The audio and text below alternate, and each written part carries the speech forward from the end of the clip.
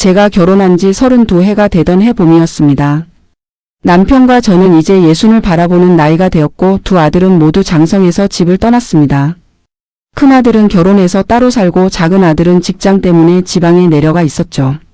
그렇게 텅 빈 집에서 남편과 단둘이 마주 앉아 식사를 할 때면 이상한 기분이 들었습니다. 할 말이 없었어요. 아니, 정확히 말하면 나눌 이야기가 없었습니다.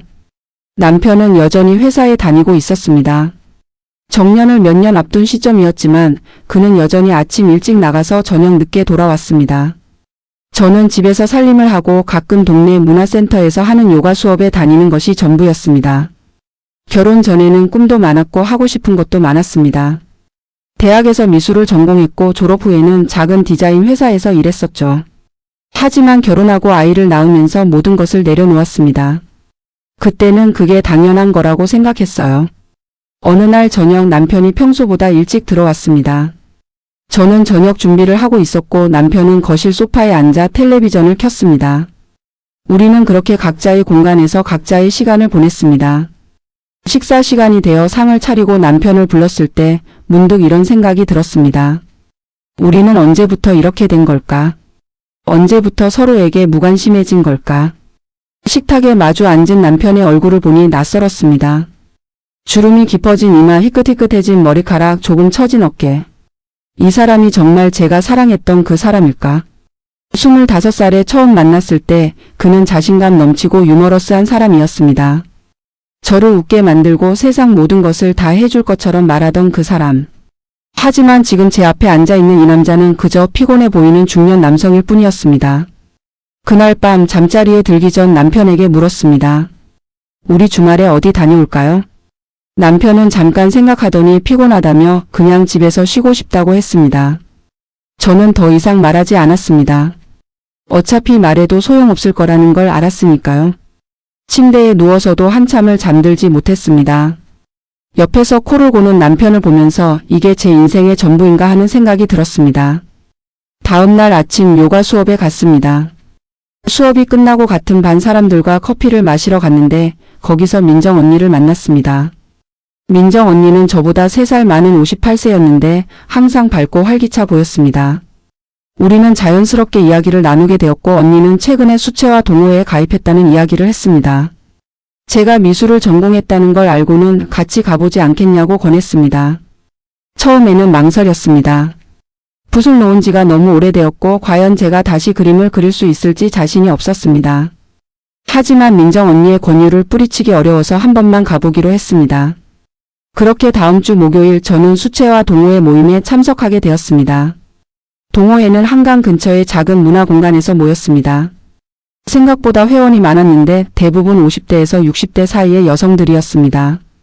몇몇 남성 회원도 있었지만 소수였죠. 강사는 40대 후반으로 보이는 남자 선생님이었는데 부드러운 목소리와 차분한 태도가 인상적이었습니다. 그날 우리는 한강 풍경을 그렸습니다. 붓을 잡는 순간 이상한 기분이 들었습니다. 설렘이랄까요? 오랜만에 느끼는 감정이었습니다. 물감이 종이에 스며들면서 번지는 모습을 보는 것만으로도 가슴이 두근거렸습니다. 그림은 잘 그려지지 않았습니다. 손이 예전 같지 않았고 색감도 생각대로 나오지 않았습니다. 하지만 그 과정 자체가 즐거웠습니다. 무언가에 몰입한다는 것, 오롯이 나만의 시간을 갖는다는 것이 이렇게 좋은 일인지 새삼 깨달았습니다. 수업이 끝나고 민정 언니가 제 그림을 보더니 역시 전공자는 다르다며 칭찬했습니다. 사실 그렇게 잘 그린 것도 아닌데 그 말이 참 고마웠습니다. 집으로 돌아오는 길에 마음이 가벼웠습니다. 오랜만에 느끼는 기분이었습니다. 집에 도착해서 남편에게 오늘 있었던 일을 이야기했습니다. 하지만 남편은 그래 좋겠네 하는 짧은 대답만 하고는 다시 텔레비전을 봤습니다. 그날 밤 혼자 앉아서 생각했습니다. 나는 지금까지 무엇을 위해 살았을까? 남편을 위해서, 아이들을 위해서 살았습니다. 그게 잘못된 것은 아닙니다. 하지만 그 과정에서 저 자신을 잃어버린 것 같았습니다. 제가 좋아하는 것, 제가 하고 싶은 것, 저를 설레게 만드는 것들을 모두 잊고 살았습니다. 결혼 생활이 나쁜 것은 아니었습니다. 남편이 나쁜 사람인 것도 아니었습니다. 그저 우리는 서로에게 익숙해졌고 그 익숙함 속에서 각자의 존재를 당연하게 여기며 살아온 것뿐이었습니다. 다음 주에도 수채화 동호회에 갔습니다. 그리고 그 다음 주에도 또 그 다음 주에도 갔습니다. 점점 그림 그리는 시간이 기다려졌습니다. 집에서도 틈틈이 스케치북을 펼쳐놓고 그림을 그렸습니다. 남편은 별 관심이 없어 보였지만 저는 상관없었습니다. 이건 저를 위한 시간이었으니까요. 동호회에서 알게 된 사람들과도 점점 가까워졌습니다. 다들 비슷한 나이대의 여성들이었고 비슷한 고민을 안고 살아가는 사람들이었습니다. 어떤 사람은 남편과의 관계가 소원해져서 힘들다고 했고 어떤 사람은 시어머니와의 갈등 때문에 괴롭다고 했습니다. 또 어떤 사람은 성인이 된 자식들이 여전히 부모에게 의지하려고만 해서 답답하다고 했습니다. 저마다의 사연이 있었지만 그들 모두 이 시간만큼은 자신을 위해 쓰고 싶어 했습니다. 그 중에서도 유난히 눈에 띄는 사람이 있었습니다. 은주라는 이름의 56세 여성이었는데 그녀는 항상 조용했지만 그림은 정말 아름답게 그렸습니다. 섬세한 터치와 감각적인 색감이 인상적이었습니다. 어느 날 수업이 끝나고 우연히 그녀와 단둘이 걷게 되었습니다. 그때 은주 씨가 자신의 이야기를 들려주었습니다. 은주 씨는 25년 전에 남편을 잃었다고 했습니다. 교통사고였습니다. 당시 두 딸이 어렸는데 혼자서 아이들을 키우느라 정신없이 살았다고 했습니다. 딸들이 다 크고 나서야 비로소 자신을 돌아볼 여유가 생겼고 그때부터 그림을 그리기 시작했다고 했습니다. 처음에는 남편에 대한 그리움을 달래기 위해서였는데 이제는 그림 그리는 것 자체가 좋아서 한다고 했습니다. 은주 씨의 이야기를 들으면서 많은 생각이 들었습니다. 저는 남편이 옆에 있어도 외로웠는데 은주 씨는 혼자서도 당당하게 살아가고 있었습니다. 무엇이 다른 걸까요? 아마도 은주 씨는 자기 자신을 찾았기 때문이 아닐까 싶었습니다. 자신이 진정으로 원하는 것이 무엇인지 알고 그것을 위해 살아가는 사람. 저는 아직 그걸 찾지 못한 것 같았습니다. 집으로 돌아오는 길에 문득 어렸을 때가 생각났습니다. 초등학교 다닐 때 저는 미술 시간이 제일 좋았습니다. 크레파스로 그림을 그리고 물감으로 색칠하는 시간이 너무 즐거웠습니다. 선생님은 항상 제 그림을 칭찬해 주셨고 친구들도 제 그림을 보고 싶어 했습니다. 중학교, 고등학교를 거쳐 대학에 가서도 그림을 그렸습니다. 그때는 화가가 되고 싶었습니다. 나만의 전시회를 열고 사람들에게 제 그림을 보여주고 싶었습니다. 하지만 현실은 달랐습니다. 대학을 졸업하고 취직을 해야 했고 부모님은 안정적인 직장을 원하셨습니다. 그래서 디자인 회사에 들어갔지만 거기서 하는 일은 제가 원하던 것과는 달랐습니다. 클라이언트가 원하는 대로 디자인을 수정하고 마감 시간에 쫓기며 일했습니다. 창의성보다는 실용성이 중요했고 예술보다는 상업성이 우선이었습니다. 그러던 중에 남편을 만났습니다. 친구의 소개로 만난 그는 성실하고 책임감 있는 사람이었습니다. 저를 아껴주었고 결혼하면 행복하게 해주겠다고 약속했습니다. 저는 그를 사랑했습니다. 아니, 사랑한다고 생각했습니다. 결혼 후에는 곧바로 아이가 생겼고 저는 회사를 그만두었습니다. 그때부터 저의 모든 것은 가족을 위한 것이 되었습니다. 아이들이 어렸을 때는 정말 정신없이 살았습니다. 아침에 일어나서 밥을 차리고 아이들을 깨워서 학교에 보내고 집안일을 하고 저녁을 준비하고 아이들 숙제를 봐주고 씻기고 재우고 그렇게 하루가 지나가면 어느새 밤이었습니다. 남편은 늘 바빴고 육아와 살림은 온전히 제 몫이었습니다. 힘들었지만 불평하지 않았습니다. 이게 엄마의 역할이라고 아내의 의무라고 생각했으니까요. 그렇게 30년이 흘렀습니다.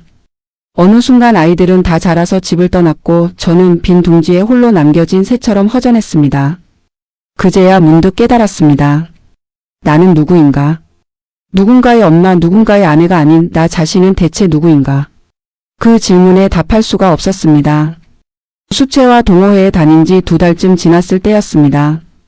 강사 선생님이 저에게 개인적으로 말을 걸었습니다. 그림에 재능이 있는 것 같다며 좀 더 깊이 있게 배워보는 것은 어떻겠냐고 했습니다. 처음에는 당황스러웠습니다. 제 나이에 무슨 그림 공부를 더 한다는 건지 너무 늦은 것 아닌가 싶었습니다. 하지만 선생님은 나이는 중요하지 않다고 하고 싶은 마음이 있다면 언제든 시작할 수 있다고 말했습니다. 집에 돌아와서 남편에게 이야기했습니다. 미술학원에 등록해서 좀 더 제대로 배워보고 싶다고. 남편은 고개도 들지 않고 텔레비전을 보면서 대답했습니다. 그래, 내가 하고 싶으면 해. 그 무심한 대답이 서운했지만 한편으로는 허락을 받은 것 같아서 안도했습니다. 다음 날 바로 학원에 등록했습니다. 일주일에 2번 오후 시간에 학원에 갔습니다. 처음에는 기초부터 다시 배웠습니다. 대생, 색채 이론, 구도 잡는 법. 대학교 때 배웠던 내용들이었지만 새롭게 느껴졌습니다. 그때는 학점을 위해, 과제를 위해 그렸다면 지금은 순전히 제가 좋아서 그렸으니까요. 선생님은 칭찬을 아끼지 않았고 저는 점점 자신감이 생겼습니다.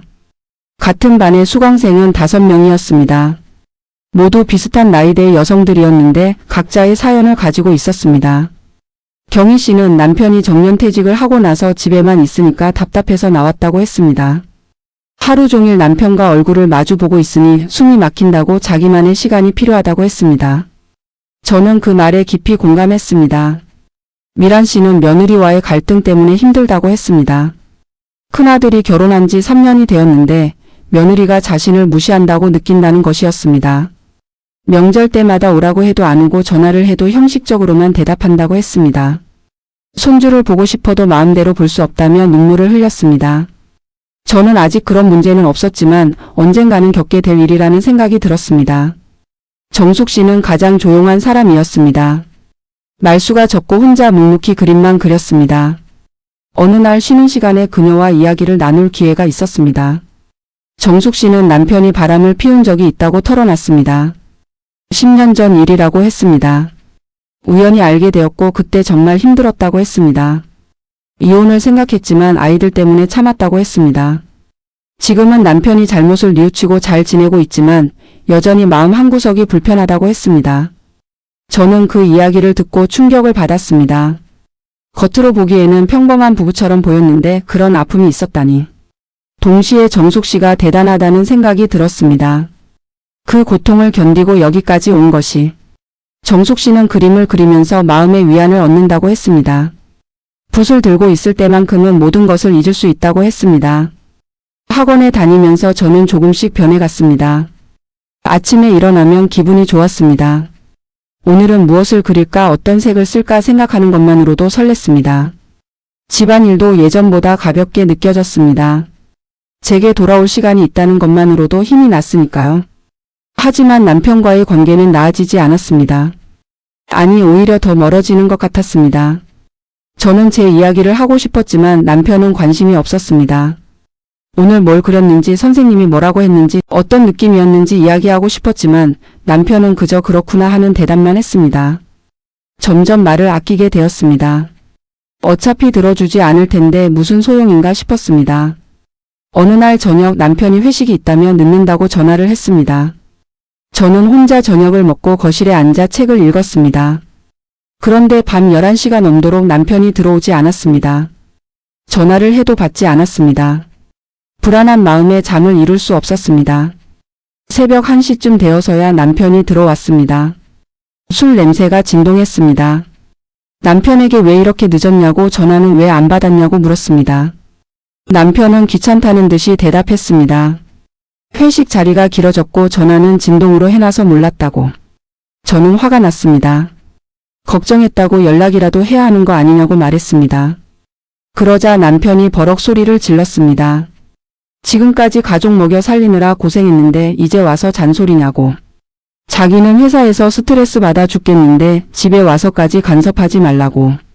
그 말에 저도 참았던 말을 쏟아냈습니다. 당신만 힘든 줄 아냐고. 나도 30년 동안 집안일하고 애들 키우느라 힘들었다고. 한 번이라도 내 이야기를 들어준 적이 있냐고. 내가 뭘 좋아하는지 관심이나 가져본 적이 있냐고. 남편은 어이없다는 표정을 지으며 말했습니다. 그럼 이혼하자고. 이렇게 살기 싫으면 헤어지자고. 그 말을 듣는 순간 머릿속이 하얘졌습니다. 이혼. 생각해 본 적 없는 단어였습니다. 물론 남편과의 관계가 좋지 않다는 것은 알고 있었지만 이혼까지 생각해 본 적은 없었습니다. 그런데 남편의 입에서 그 말이 나온 것입니다. 너무 쉽게, 너무 당연하다는 듯이. 저는 아무 말도 하지 못하고 방으로 들어갔습니다. 침대에 누워서 눈물이 났습니다. 서러웠습니다. 32년을 함께 살았는데 이렇게 쉽게 이혼 이야기를 꺼내다니. 저는 남편을 위해 제 모든 것을 포기했는데 남편에게 저는 그저 귀찮은 존재였던 걸까요? 밤새도록 잠을 이룰 수 없었습니다. 다음 날 아침 남편은 아무 일 없었다는 듯이 출근했습니다. 사과도 없었고 어젯밤 일에 대한 언급도 없었습니다. 저는 멍하니 앉아 있었습니다. 무엇을 해야 할지 알 수 없었습니다. 그때 전화벨이 울렸습니다. 큰아들이었습니다. 오랜만에 저녁 같이 먹자고 했습니다. 며느리도 같이 오겠다고 했습니다. 저녁 시간에 큰아들 부부가 집에 왔습니다. 며느리는 임신 5개월이었습니다. 배가 조금씩 나오기 시작했습니다. 저는 기쁜 마음으로 저녁을 준비했습니다. 식사를 하면서 이런저런 이야기를 나눴습니다. 태교는 어떻게 하고 있는지, 병원은 잘 다니고 있는지. 며느리는 밝게 대답했고 아들은 행복해 보였습니다. 식사를 마치고 차를 마시는데 아들이 조심스럽게 말을 꺼냈습니다. 아기가 태어나면 도움이 필요할 것 같다고, 혹시 산후조리원이 끝나고 나서 집에 와서 좀 도와줄 수 있겠냐고 물었습니다. 저는 당연히 그래야지 기꺼이 돕겠다고 대답했습니다. 하지만 며느리의 표정이 밝지 않았습니다. 며느리는 잠시 망설이다가 말했습니다. 사실은 친정어머니가 와서 도와주실 예정이라고, 시어머니까지 오시면 너무 번거로울 것 같다고 했습니다. 그 말에 가슴이 철렁 내려앉았습니다. 손주가 태어나는데 제가 돌보지 못한다니. 아들은 난처한 표정으로 저를 바라봤습니다. 저는 괜찮다고 이해한다고 말했지만 속으로는 서운했습니다. 미란 씨가 했던 말이 떠올랐습니다. 며느리가 자신을 무시한다고, 손주를 마음대로 볼 수 없다고 눈물을 흘리던 모습이. 이제 저도 그렇게 되는 건가 싶었습니다. 아들 부부가 돌아가고 나서 혼자 설거지를 하면서 생각했습니다. 나는 지금까지 무엇을 위해 살았나? 남편을 위해 살았고 아이들을 위해 살았습니다. 하지만 남편은 저를 필요로 하지 않았고 아들도 이제는 자기 가정이 우선이었습니다. 당연한 일이었습니다. 아들은 이제 어른이 되었고 자기 아내와 아이를 더 생각해야 했으니까요. 하지만 그 당연한 일이 이렇게 외롭게 느껴질 줄은 몰랐습니다. 다음 날 학원에 갔습니다. 그림을 그리면서 마음이 조금 진정되었습니다. 쉬는 시간에 미란 씨가 제 표정이 안 좋다며 무슨 일 있냐고 물었습니다. 저는 어제 있었던 일을 이야기했습니다. 큰아들이 손주를 낳는데 며느리가 친정어머니만 오라고 한다고. 미란 씨는 고개를 끄덕이며 자기도 그랬다고 했습니다. 요즘 젊은 사람들은 다 그렇다고, 시어머니보다는 친정어머니가 편하니까 당연하다고 했습니다. 하지만 그 말이 위로가 되지는 않았습니다. 당연한 것과 상처받는 것은 별개의 문제였으니까요. 경희 씨가 한마디 거들었습니다. 우리도 우리 인생을 살아야 한다고, 자식들 눈치 보면서 살 필요 없다고 했습니다. 정숙 씨도 동의했습니다. 자식들은 자식들 인생이 있고 우리는 우리 인생이 있다고. 이제는 우리를 위해 살아야 할 때라고 했습니다. 집으로 돌아오는 길에 그 말들이 계속 맴돌았습니다. 우리를 위해 살아야 할 때. 맞는 말이었습니다. 하지만 그게 쉽지 않았습니다. 평생을 누군가를 위해 살았는데 갑자기 나를 위해 산다는 것이 낯설었습니다. 어떻게 해야 나를 위해 사는 건지, 무엇을 해야 하는 건지 막막했습니다. 집에 도착했을 때 남편은 아직 퇴근하지 않았습니다. 저는 거실에 앉아서 창밖을 바라봤습니다. 해가 지고 있었습니다. 붉은 노을이 하늘을 물들이고 있었습니다. 아름다웠습니다. 문득 저 노을을 그리고 싶다는 생각이 들었습니다. 스케치북과 물감을 꺼내서 베란다로 나갔습니다. 그리고 노을을 그렸습니다. 붓을 움직이는 동안 모든 것을 잊었습니다. 남편과의 다툼도, 며느리의 말도, 외로움도 모두 잊었습니다.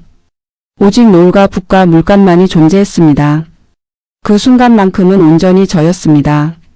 누군가의 아내도 누군가의 엄마도 아닌 그저 그림을 그리는 한 사람이었습니다. 그게 좋았습니다. 이 느낌이 바로 설렘이구나 싶었습니다. 그림을 다 그리고 나서 찬찬히 들여다봤습니다. 완벽하지는 않았지만 제 마음이 담긴 그림이었습니다. 오랜만에 뿌듯했습니다. 이 그림을 누군가에게 보여주고 싶었습니다. 남편에게 보여줄까 생각했지만 관심 없을 게 뻔했습니다. 대신 사진을 찍어서 동호회 단체 채팅방에 올렸습니다. 곧 반응이 왔습니다. 민정 언니가 너무 아름답다고, 정말 잘 그렸다고 칭찬했습니다. 다른 사람들도 엄지 이모티콘을 보냈습니다. 그 작은 반응이 큰 힘이 되었습니다. 누군가 제 그림을 봐주고 좋다고 말해주는 것만으로도 기뻤습니다. 남편이 집에 들어왔을 때 저는 여전히 그림을 보고 있었습니다. 남편이 뭐 하냐고 물었습니다. 저는 그림을 그렸다고, 노을을 그렸다고 대답했습니다. 남편은 잠깐 그림을 보더니 그래 하고는 방으로 들어갔습니다. 아무런 감흥도 없는 목소리였습니다. 실망했지만 예상했던 반응이었기에 크게 상처받지는 않았습니다. 오히려 담담했습니다. 이 사람은 원래 이런 사람이었구나. 제 관심사에 무관심한 사람, 제 감정에 둔감한 사람. 결혼 초에는 그렇지 않았던 것 같은데 언제부터 이렇게 변한 걸까요? 아니면 원래 이랬는데 제가 보지 못했던 걸까요? 며칠 후 작은 아들이 올라온다고 연락이 왔습니다. 회사 일로 서울에 올 일이 있다고 저녁에 같이 식사하자고 했습니다. 저는 반가운 마음에 작은 아들이 좋아하는 음식을 준비했습니다. 남편도 일찍 퇴근했습니다. 오랜만에 가족이 모이는 자리였으니까요. 작은 아들은 예전과 달리 여유로워 보였습니다. 지방 생활이 잘 맞는다고 회사도 괜찮고 동료들도 좋다고 했습니다. 저는 안심이 되었습니다. 혹시 여자친구는 없냐고 물었더니 작은 아들이 웃으면서 사귀는 사람이 있다고 대답했습니다. 내년쯤 결혼 생각도 하고 있다고 했습니다. 기쁜 소식이었습니다. 하지만 동시에 복잡한 감정이 들었습니다. 작은 아들마저 결혼하면 저는 완전히 혼자가 되는 것 같았습니다. 물론 남편이 있지만 남편과는 이미 마음이 멀어져 있었습니다. 작은 아들이 결혼하고 아이를 낳으면 그 아이의 할머니가 되는 겁니다. 할머니. 아직 실감이 나지 않는 호칭이었습니다. 저녁을 먹으면서 남편이 물었습니다. 결혼 자금은 준비되어 있냐고.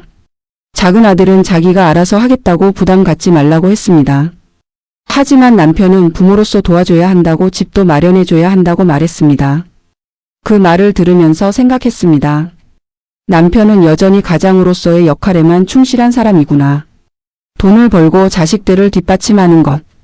그게 남편이 생각하는 아버지의 역할이구나. 틀린 말은 아니었습니다. 하지만 그것만이 전부는 아니었습니다. 가족은 돈만으로 유지되는 게 아니었습니다. 마음을 나누고 서로를 이해하고 함께 시간을 보내는 것도 중요했습니다. 하지만 남편은 그런 것들에는 관심이 없었습니다. 저도 마찬가지로 그런 것들을 남편에게 기대하지 않게 되었습니다. 작은 아들이 돌아가고 남편과 단둘이 남았습니다. 설거지를 하는데 남편이 거실에서 말했습니다. 아들들이 다 결혼하면 우리도 여행이나 다니자고. 정년하고 나면 시간도 많을 테니까. 저는 대답하지 않았습니다. 함께 여행을 간다는 것이 상상이 되지 않았습니다. 무슨 이야기를 나누며 여행을 할까요? 침묵 속에서 서로 다른 곳을 바라보며 걷는 모습만 떠올랐습니다. 그날 밤 침대에 누워서 생각했습니다. 나는 정말 이 사람과 계속 살아갈 수 있을까? 사랑은 이미 사라진 지 오래였습니다. 이제 남은 건 습관과 의무뿐이었습니다. 하지만 이혼을 한다는 것도 쉽지 않았습니다. 세상 사람들의 시선도 신경 쓰였고 경제적인 문제도 걱정이었습니다. 무엇보다 이 나이에 혼자 산다는 것이 두려웠습니다. 다음 날 학원에서 선생님이 말했습니다. 다음 달에 작은 전시회를 열 예정인데 우리 반 수강생들도 참여해보는 게 어떻겠냐고. 처음에는 망설였습니다. 제 그림을 사람들 앞에 내놓는다는 것이 부담스러웠습니다. 하지만 다른 수강생들이 하겠다고 하자 저도 용기를 내서 참여하기로 했습니다. 전시회 준비를 하면서 저는 새로운 활력을 얻었습니다. 출품할 작품을 선정하고 액자를 고르고 작품 설명을 쓰는 모든 과정이 설렜습니다. 집에서도 틈틈이 그림을 그렸습니다. 새벽에 일어나서 그리기도 하고 밤늦게까지 붓을 놓지 않기도 했습니다. 남편은 여전히 무관심했지만 이제는 그게 오히려 편했습니다. 간섭받지 않고 제가 원하는 대로 할 수 있었으니까요. 전시회 일주일 전 작은 아들에게 전화가 왔습니다. 여자친구를 소개시켜주고 싶다고 이번 주말에 함께 올라가겠다고 했습니다. 저는 긴장되었습니다. 며느리가 될 사람을 처음 만나는 자리였으니까요. 큰 며느리와의 관계가 편하지 않았기에 이번에는 좋은 관계를 만들고 싶었습니다. 주말이 되었습니다. 작은 아들은 지은이라는 이름의 여자와 함께 왔습니다. 31살의 지은 씨는 밝고 활발한 성격이었습니다. 저를 보자마자 인사를 하면서 선물을 건넸습니다. 손수 구운 쿠키라고 했습니다. 정성이 느껴져서 고마웠습니다. 남편도 마음에 들어 하는 것 같았습니다. 점심을 먹으면서 이런저런 이야기를 나눴습니다. 지은 씨는 초등학교 교사라고 했습니다. 아이들을 가르치는 일이 힘들지만 보람 있다고 눈을 반짝이며 말했습니다. 그 모습이 예뻐 보였습니다. 저는 용기를 내서 제가 그림을 배우고 있다는 이야기를 했습니다. 다음 주에 전시회도 연다고 했습니다. 지은 씨가 눈을 크게 뜨며 대단하다고 꼭 보러 가고 싶다고 말했습니다. 그 반응이 너무 반가웠습니다. 남편도 큰아들 부부도 관심을 보이지 않았던 제 그림에 지은 씨는 진심으로 관심을 보여줬습니다. 작은 아들도 자랑스럽다는 표정이었습니다. 엄마가 그림을 그린다는 게 멋있다고 친구들에게도 자랑했다고 말했습니다. 그 말에 가슴이 뭉클했습니다.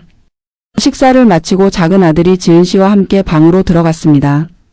저는 설거지를 하면서 생각했습니다. 지은 씨 같은 며느리라면 좋겠다고. 서로 존중하고 이해하는 관계를 만들 수 있을 것 같았습니다. 남편이 거실에서 말했습니다. 저 여자 괜찮은 것 같다고, 작은 아들이 좋은 사람을 만났다고. 저도 동의했습니다. 저녁 무렵 작은 아들 커플이 돌아갔습니다. 지은 씨는 가면서 다시 한번 전시회에 꼭 가겠다고 약속했습니다. 작은 아들도 같이 가겠다고 했습니다. 저는 고맙고 기뻤습니다. 제 그림을 봐주겠다는 사람이 생겼으니까요. 드디어 전시회 날이 되었습니다. 전날 밤부터 긴장되어서 잠을 설쳤습니다. 아침 일찍 일어나서 준비를 했습니다. 옷도 신경 써서 입었습니다. 남편에게 같이 가자고 했지만 남편은 바쁘다며 거절했습니다. 실망했지만 예상했던 일이었습니다. 혼자서 전시장으로 향했습니다. 전시장은 작은 갤러리였습니다. 우리 반 수강생 5명과 다른 반 수강생들까지 합쳐서 총 20여 명의 작품이 걸렸습니다. 제 그림도 벽에 걸려 있었습니다. 제가 그린 노을 그림과 한강 풍경, 그리고 꽃병에 담긴 꽃을 그린 정물화였습니다. 액자에 담긴 제 그림을 보니 신기했습니다. 정말 제가 그린 게 맞나 싶을 정도로 낯설고 새로웠습니다. 오후 2시에 개막식이 시작되었습니다. 생각보다 많은 사람이 왔습니다. 수강생들의 가족과 친구들이었습니다. 민정 언니의 남편도 왔고 경희 씨의 딸도 왔습니다. 저는 혼자였습니다. 조금 외로웠지만 곧 작은 아들과 지은 씨가 도착했습니다. 그들을 보는 순간 눈물이 날 뻔했습니다. 작은 아들과 지은 씨는 제 그림 앞에 오래 서 있었습니다. 진지하게 감상했습니다. 지은 씨가 말했습니다. 어머님 그림에서 따뜻함이 느껴진다고, 색감도 아름답고 구도도 안정적이라고. 전문적인 용어를 써가며 칭찬했습니다. 나중에 알고 보니 지은 씨는 대학교 때 미술 교육을 부전공했다고 했습니다. 그래서 그림을 볼 줄 아는 것이었습니다. 작은 아들도 자랑스럽다고 엄마가 이렇게 그림을 잘 그리는 줄 몰랐다고 말했습니다. 저는 웃으면서 대답했습니다. 엄마도 이제야 알았다고, 내가 이런 걸 좋아하는 줄 이제야 깨달았다고. 작은 아들이 물었습니다. 왜 진작 안 하셨어요? 저는 잠시 생각하다가 대답했습니다. 할 수 없었다고. 아니, 할 생각을 못했다고. 너희들 키우고 살림하느라 정신이 없었다고. 지은 씨가 말했습니다. 지금이라도 시작하신 게 대단하다고, 자기 엄마에게도 이런 취미를 권해봐야겠다고 했습니다. 그 말이 위로가 되었습니다. 늦었다고 생각할 때가 가장 빠른 때라는 말이 떠올랐습니다. 정말 그랬습니다. 지금 시작하지 않았다면 저는 영원히 제 안에 이 설렘을 발견하지 못했을 것입니다. 전시회가 끝나고 수강생들끼리 저녁 식사를 했습니다. 작은 아들과 지은 씨도 함께 했습니다. 모두들 오늘 하루가 너무 좋았다고, 뿌듯하다고 말했습니다. 미란 씨는 아들이 와서 그림을 보고 칭찬해줬다며 눈물을 흘렸습니다. 평소에 전화 한 통 없던 아들이 오늘은 왔다고, 그것만으로도 감사하다고 했습니다. 정숙 씨는 남편이 왔다고 했습니다. 10년 만에 처음으로 자기 일에 관심을 보인 거라고 했습니다. 그림을 보면서 당신은 이런 재능이 있었냐고 물었다고 합니다. 정숙 씨는 그 말이 너무 기뻤다고, 남편과의 관계가 조금이나마 회복될 수 있을 것 같다고 말했습니다. 경희 씨는 딸이 와서 엄마를 새롭게 봤다고 했답니다. 엄마가 그냥 집에서 살림만 하는 사람인 줄 알았는데 이렇게 멋진 취미가 있는 줄 몰랐다고. 앞으로는 더 자주 연락하고 만나고 싶다고 말했다고 합니다. 경희 씨는 오늘이 인생에서 가장 행복한 날 중 하나라고 했습니다. 저녁 식사를 마치고 집으로 돌아오는 길 작은 아들이 말했습니다. 엄마가 행복해 보여서 좋다고. 예전에는 항상 피곤하고 지쳐 보였는데 요즘은 표정이 밝아졌다고. 그 말을 듣고 깨달았습니다. 제가 달라진 것이었습니다. 제 안에 있던 설렘을 찾고 저를 위한 시간을 갖기 시작하면서 저는 변하고 있었습니다. 집에 도착했을 때 남편은 거실에서 텔레비전을 보고 있었습니다. 전시회는 어땠냐고 물었습니다. 저는 좋았다고 많은 사람이 와서 그림을 봐줬다고 대답했습니다. 작은 아들과 지은 씨도 왔다고 말했습니다. 남편은 그래 하고는 다시 텔레비전을 봤습니다. 예전 같았으면 서운했을 것입니다. 하지만 이제는 담담했습니다. 남편이 관심 없어도 괜찮았습니다. 제게는 제 그림을 봐주고 이해해주는 사람들이 있었으니까요. 남편의 인정이 없어도 저는 행복할 수 있었습니다. 그게 중요한 것이었습니다. 방으로 들어가서 옷을 갈아입으면서 생각했습니다. 결혼 후 잊고 살았던 나만의 설렘. 그것은 거창한 것이 아니었습니다. 그저 제가 좋아하는 일을 하는 것, 제 시간을 갖는 것, 저를 표현하는 것이었습니다. 그림을 그리면서 저는 다시 저를 찾았습니다. 누군가의 아내도 누군가의 엄마도 아닌 한 명의 온전한 인간으로서의 저를 발견한 것입니다. 침대에 누워서 천장을 바라봤습니다. 앞으로 어떻게 살아갈까 생각했습니다. 남편과의 관계는 여전히 불편했고 큰 며느리와도 거리가 있었습니다. 하지만 이제는 그것들이 제 인생의 전부가 아니었습니다. 저에게는 제 그림이 있었고 그림을 통해 만난 사람들이 있었습니다. 그리고 무엇보다 저 자신이 있었습니다. 전시회가 끝나고 일주일쯤 지났을 때였습니다. 큰아들에게서 연락이 왔습니다. 며느리가 아기를 낳았다고 건강한 딸이라고 했습니다. 저는 기쁜 마음으로 병원으로 달려갔습니다. 산부인과 병실에 들어서니 며느리가 아기를 안고 있었고 큰아들이 옆에 서 있었습니다. 그리고 며느리의 어머니도 계셨습니다. 아기를 보는 순간 가슴이 벅찼습니다. 작고 예쁜 손, 조그만 발, 평화롭게 잠든 얼굴. 제 손주였습니다. 며느리가 아기를 안아보시겠냐고 물었습니다. 저는 조심스럽게 아기를 안았습니다. 따뜻했습니다. 생명의 온기가 느껴졌습니다. 눈물이 났습니다. 큰아들이 물었습니다. 엄마 왜 우세요? 저는 웃으면서 대답했습니다. 기뻐서 그래, 너무 예뻐서. 며느리의 어머니와 눈이 마주쳤습니다. 그분도 미소를 지었습니다. 우리는 같은 마음이었습니다. 손주를 사랑하는 할머니의 마음. 서로 경쟁할 필요가 없었습니다. 함께 이 아이를 사랑하면 되는 것이었습니다. 저는 며느리에게 말했습니다. 힘들 때 언제든 연락하라고, 도움이 필요하면 달려오겠다고. 하지만 편한 대로 하라고, 부담 갖지 말라고 했습니다.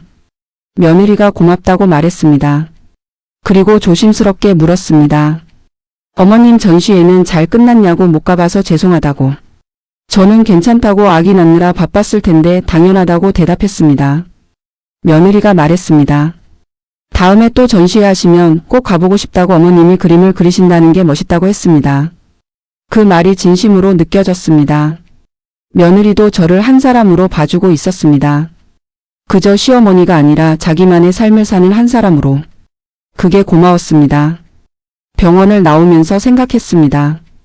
관계는 서로 존중할 때 좋아지는 것이구나. 제가 며느리의 선택을 존중하고 며느리도 제 삶을 존중해주니 우리 사이가 편해지는 것 같았습니다. 집으로 돌아오는 길에 남편에게 전화했습니다. 손주가 태어났다고 딸이라고 말했습니다. 남편도 기뻐했습니다. 저녁에 같이 병문안 가자고 했습니다. 오랜만에 남편과 함께 무언가를 하기로 한 것이었습니다. 저녁 시간에 남편과 함께 다시 병원에 갔습니다. 남편은 아기를 보고 흐뭇해했습니다. 큰아들과 이런저런 이야기를 나눴습니다. 병원을 나와서 집으로 가는 차 안에서 남편이 말했습니다. 우리도 할아버지 할머니가 됐다고, 이제 정말 나이 들었다고. 저는 웃으며 대답했습니다. 그래도 할 일은 많다고, 아직 살아갈 날이 더 많다고. 남편이 저를 쳐다봤습니다. 당신 요즘 많이 달라진 것 같다고, 밝아졌다고 말했습니다. 저는 잠시 생각하다가 솔직하게 말했습니다. 그림을 그리면서 나를 찾았다고, 오랫동안 잊고 살았던 나 자신을 다시 만났다고.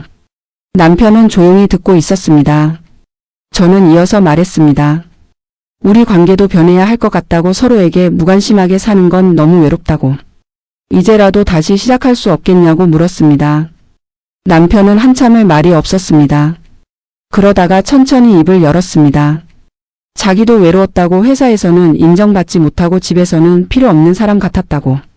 당신이 그림 그리는 것도 처음에는 질투가 났다고 했습니다. 당신은 좋아하는 일을 찾았는데 자기는 그런 게 없어서. 하지만 이제는 당신이 행복해 보여서 다행이라고 생각한다고 말했습니다. 그 고백이 놀라웠습니다. 남편도 힘들었구나. 남편도 외로웠구나.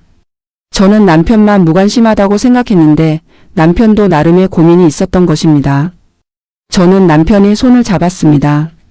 오랜만에 잡아보는 남편의 손이었습니다. 조금 거칠고 주름이 많았지만 따뜻했습니다. 저는 말했습니다. 같이 뭔가 시작해보자고, 당신도 좋아하는 걸 찾아보자고. 남편이 물었습니다. 내가 뭘 좋아하는지 모르겠다고. 저는 대답했습니다. 천천히 찾아보면 된다고. 나도 60 가까운 나이에 찾았다고. 남편이 웃었습니다. 오랜만에 보는 남편의 웃는 얼굴이었습니다. 그날 밤 우리는 오랜만에 긴 대화를 나눴습니다. 그동안 쌓였던 이야기들을 풀어냈습니다. 서운했던 일들, 힘들었던 순간들, 외로웠던 시간들 모두 털어놨습니다. 처음에는 조심스러웠지만 점점 편해졌습니다. 대화를 하면서 깨달았습니다. 우리는 서로를 미워했던 게 아니라 그저 대화가 부족했던 것이었습니다. 남편이 약속했습니다. 앞으로는 당신 이야기를 들어주겠다고, 당신이 그린 그림도 제대로 보겠다고. 저도 약속했습니다. 당신의 이야기도 들어주겠다고, 당신이 힘들 때 곁에 있어주겠다고. 완벽한 해결책은 아니었습니다. 하지만 시작이었습니다. 다시 시작하는 우리의 관계. 다음 날 학원에 갔습니다. 선생님이 말했습니다. 다음 달에 또 다른 전시회 기회가 있다고. 이번에는 좀 더 큰 규모라고. 참여하고 싶냐고 물었습니다. 저는 망설임 없이 대답했습니다. 하겠다고. 이번에는 더 좋은 작품을 준비하고 싶다고 말했습니다. 쉬는 시간에 민정 언니가 물었습니다. 손주 봤냐고. 저는 어제 일을 이야기했습니다. 손주도 예쁘고 며느리와도 좋은 대화를 나눴고 남편과도 오랜만에 마음을 터놓고 이야기했다고. 민정 언니가 기뻐했습니다. 다행이라고, 모든 게 좋아지고 있다고 말했습니다. 경희 씨가 한마디 거들었습니다. 우리가 행복해지니까 주변 관계도 좋아지는 것 같다고. 우리가 우리 자신을 사랑하니까 다른 사람들도 우리를 다르게 보는 것 같다고 했습니다. 정숙 씨도 동의했습니다. 자기도 요즘 남편과 관계가 많이 좋아졌다고, 서로를 이해하려고 노력하고 있다고 말했습니다. 우리는 모두 비슷한 경험을 하고 있었습니다. 50대, 60대가 되어서야 자신을 찾은 여성들. 늦었다고 생각할 수도 있었지만 우리는 지금이 딱 맞는 시기라고 생각했습니다. 자식들도 다 컸고 이제는 우리를 위한 시간이 생겼으니까요. 앞으로 살아갈 날들을 우리답게 살아갈 수 있는 기회가 생긴 것입니다. 학원이 끝나고 집으로 돌아오는 길, 꽃집 앞을 지나다가 문득 꽃을 사고 싶어졌습니다. 노란 장미를 한 다발 샀습니다. 집에 도착해서 꽃병에 꽃을 꽂았습니다. 거실 탁자 위에 놓으니 집안이 환해졌습니다. 남편이 퇴근해서 들어왔을 때 꽃을 보고 물었습니다. 무슨 일 있냐고. 저는 웃으며 대답했습니다. 그냥 기분이 좋아서 샀다고. 저녁을 준비하면서 흥얼거렸습니다. 오랜만에 부르는 노래였습니다. 젊었을 때 좋아했던 노래. 남편이 주방으로 와서 말했습니다. 오늘은 내가 설거지 할게. 저는 놀랐습니다. 남편이 설거지를 하겠다니. 남편은 덧붙였습니다. 당신은 그림이나 그려, 나도 뭔가 해야 할 것 같아서. 저녁을 먹고 남편이 정말 설거지를 했습니다. 서툴렀지만 그 모습이 예뻐 보였습니다. 저는 거실에 앉아서 스케치를 했습니다. 오늘 산 꽃을 그렸습니다. 남편이 설거지를 마치고 제 옆에 앉았습니다. 그림을 들여다보면서 말했습니다. 정말 잘 그린다고, 당신은 재능이 있다고. 저는 고맙다고 대답했습니다. 그날 밤 침대에 누워서 생각했습니다. 제 인생이 완전히 바뀐 건 아니었습니다. 여전히 집안일을 해야 했고 남편과의 관계도 하루아침에 좋아지지는 않을 것입니다. 큰 며느리와도 서서히 관계를 만들어가야 했습니다. 하지만 이제는 두렵지 않았습니다. 저에게는 저만의 설렘이 있었으니까요. 결혼 후 잊고 살았던 나만의 설렘. 그것을 다시 찾는 법은 간단했습니다. 나 자신에게 관심을 갖는 것. 내가 무엇을 좋아하는지, 무엇을 할 때 행복한지 돌아보는 것. 그리고 용기를 내서 시작하는 것. 나이는 중요하지 않았습니다. 다른 사람의 시선도 중요하지 않았습니다. 중요한 건 내가 나답게 사는 것이었습니다. 창밖을 보니 달이 떠 있었습니다. 밝은 보름달이었습니다. 저 달도 항상 저기 있었지만 제가 보지 않았을 뿐이었습니다. 제 안의 설렘도 마찬가지였습니다. 항상 거기 있었지만 제가 찾지 않았을 뿐이었습니다. 이제 찾았으니 잃어버리지 않을 것입니다. 옆에서 남편이 잠든 소리가 들렸습니다. 고른 숨소리가 평화로웠습니다. 저도 눈을 감았습니다. 내일은 또 어떤 하루가 될까요? 무엇을 그릴까요? 누구를 만날까요? 기대되었습니다. 오랜만에 느끼는 감정이었습니다. 내일이 기다려지는 마음. 살아있다는 느낌. 그렇게 저는 새로운 시작을 맞이했습니다. 60을 바라보는 나이에 다시 찾은 설렘. 그것은 제 남은 인생을 밝혀줄 빛이 될 것입니다. 완벽하지 않아도 괜찮았습니다. 때로는 힘들고 외로울 수도 있었습니다. 하지만 이제 저는 알았습니다. 나 자신을 사랑하는 법을, 나만의 행복을 찾는 법을, 그것이 가장 중요한 것임을.